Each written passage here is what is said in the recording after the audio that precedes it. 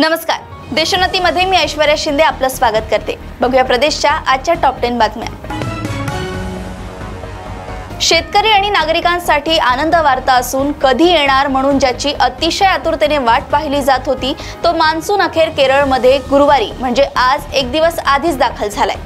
काही दिवसांपासून देशातील तापमानाचा पारा चांगलाच कडाडला होता। सध्या पश्चिम महाराष्ट्रातील कमाल तापमान कमी झाले असून विदर्भ मराठवाड्यात मात्र प्रचंड उन्हामुळे अंगाची लाही होत आहे।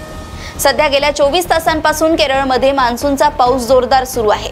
आता मान्सून महाराष्ट्रात पुढील आठवड्यात पोहोचेल असा अंदाज हवामान विभागाकडून देण्यात आलाय। पुण्यातील कल्याणी नगर इथं झालेल्या अपघातानंतर आरोपीला वाचवण्यासाठी प्रशासकीय यंत्रणेने केलेले गैरकृत्य चव्हाट्यावर आले। या घटनेवरून सत्ताधारी आणि विरोधकांमध्ये राजकीय कलगीतुराही रंगत आहे। काही दिवसांपूर्वी काँग्रेस आमदार रवींद्र धंगेकर आणि शिवसेना उद्धव बाळासाहेब ठाकरे पक्षाच्या उपनेत्या सुषमा अंधारे यांनी पुण्यातील एक्साईज कार्यालयात जाऊन अधिकाऱ्यांना धारेवर धरलं होतं। तसंच उत्पादन शुल्क मंत्री शंभूराज देसाई यांच्यावरही गंभीर आरोप केले होते। यावरून आता देसाई यांनी आक्रमक भूमिका घेत मी धंगेकर आणि अंधारे यांना नोटीस बजावणार असल्याचं म्हटलंय। डोंबिवलीतील अमुदान कंपनीच्या स्फोटात 12 जणांचा मृत्यू झाला असून अजूनही 9 जण बेपत्ता असल्याची माहिती आहे। मात्र घटनास्थळी जवळपास 25 ते 30 मानवी अवशेष मिळाले आहेत। त्याची अजून DNA तपासणी झाली नाही। त्यामुळे बेपत्ता असलेल्यांपैकी किती जण मृत आहेत याचा अधिकृत आकडा जरी समोर आला नसला तरी मृतांची संख्या मात्र मोठी आहे हे स्पष्ट झालंय। सध्या राज्यातील कांदा उत्पादक शेतकरी चिंतेत आहे, कारण कांद्यावरील निर्यात बंदी हटवून देखील कांद्यांचे दर वाढत नाहीत। याचा फटका कांदा उत्पादक शेतकऱ्यांना बसतो आहे। दरम्यान केंद्र सरकारने केलेल्या कांदा निर्यात बंदीचा मोठा फटका बसलाय। कांदा निर्यात बंदीमुळे परकीय चलनात 649 कोटी रुपयांची तूट आली आहे, तर 8,17,530 मेट्रिक टन कांद्याची निर्यात कमी झाली आहे। केंद्र सरकारने तातडीने अटी शर्ती न लावता संपूर्ण कांदा निर्यात बंदी उठवण्याची मागणी या क्षेत्रातील तज्ज्ञ व मुंबई कृषी उत्पन्न बाजार समितीचे संचालक जयदत्त होळकर यांनी केली आहे।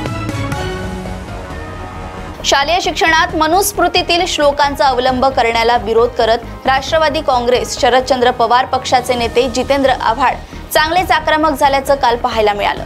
आव्हाडांनी महाड येथील चौदार तळ्यावर जाऊन मनुस्मृतीचे दहन केले। यावेळी आव्हाडांनी डॉक्टर बाबासाहेब आंबेडकर यांचा फोटो फाडल्याची टीका झाली। त्यावरून सत्ताधारी भाजपसह एकनाथ शिंदे यांच्या शिवसेनेने कठोर भूमिका घेतली। राज्यभरात आंदोलन करून आव्हाडांचा निषेध होत असतानाच अजित पवारांच्या राष्ट्रवादीचे नेते छगन भुजबळ यांनी आव्हाडांबाबत मवाळ भूमिका घेतल्याचं दिसत आहे। जितेंद्र आव्हाड यांची भावना चांगली होती, फोटो फाडल्याबद्दल त्यांनी माफी मागितली आहे असे म्हणत भुजबळ यांनी या प्रकरणावर पडदा पाडण्याचा सल्ला दिलाय। लोकसभा निवडणुकीच्या अखेरच्या 7व्या टप्प्यातील मतदान 1 जून रोजी होणार आहे, तर 4 जून रोजी मतमोजणी होणार आहे।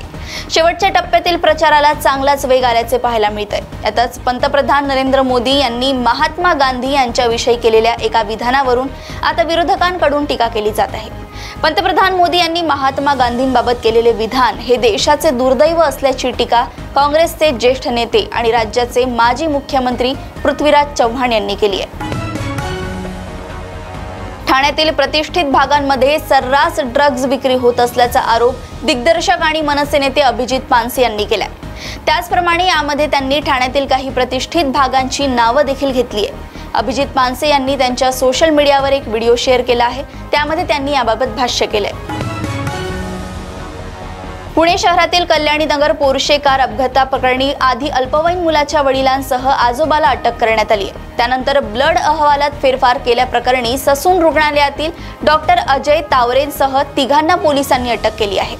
या प्रकरणी डॉक्टर अजय तावरे, डॉक्टर श्रीहरी हळनोर आणि शिपाई अतुल घटकांबळे यांच्या पोलीस कोठडीत आणखी 7 दिवसांची वाढ करण्यात आली आहे। या तिघांना आज न्यायालयात हजर केले असता 5 जून पर्यंत पोलीस कोठडी देण्यात आली आहे। अहमदनगर जिल्ह्यातील अनेक भागात सध्या दुष्काळ सदृश्य परिस्थिती निर्माण झाली आहे। अनेक गावांना 5-5 दिवसातून एकदा पाणी येतंय, तर शेवगाव शहरात देखील 20-20 दिवस पाणी येत नसल्याने शेवगाव शहर नागरी कृती समितीच्या वतीने नगर परिषद कार्यालयासमोर मुक्काम ठोको आंदोलन सुरू करण्यात आलंय। जळगावच्या भुसावळ शहरात अज्ञातांच्या गोळीबारात 2 जणांचा मृत्यू झालाय।